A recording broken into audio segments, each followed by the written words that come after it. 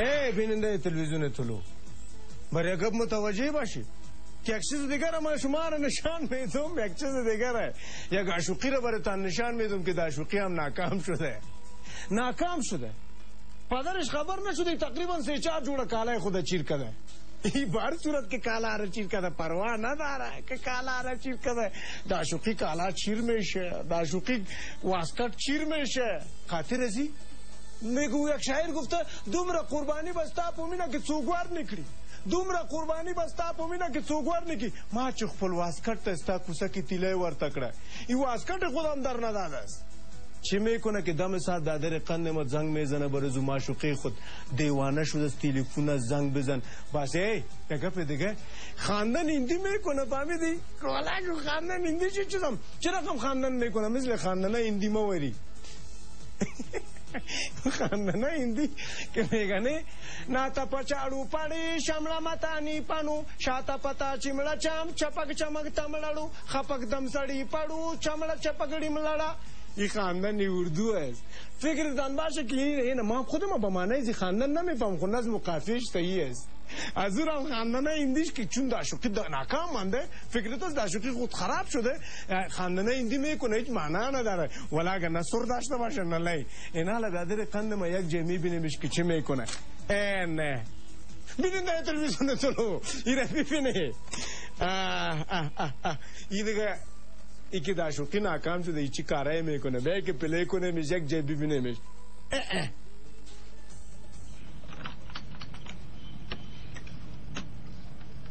ما باش میگم دیگه زنگ نزن وقت زایی نکرد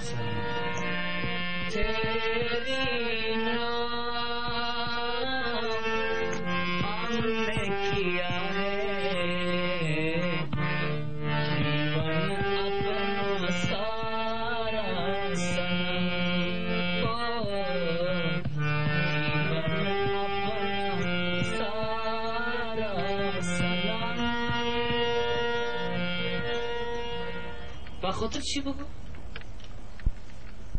برو دیگه زنگ نزنی برای من برو دیگه زنگ نزنی گفتم قد تیری عشق بساتیا تیرا آل کیا کرتیا.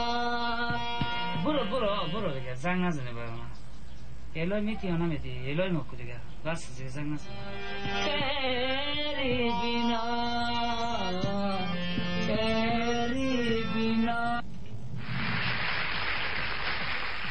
بیننده تلویزیون طلوع برنامه بسیار جالب است با ما باشی ما با شما هستیم شما با ما باشی در برنامه کار نشو ابراهیم عابد شیشته.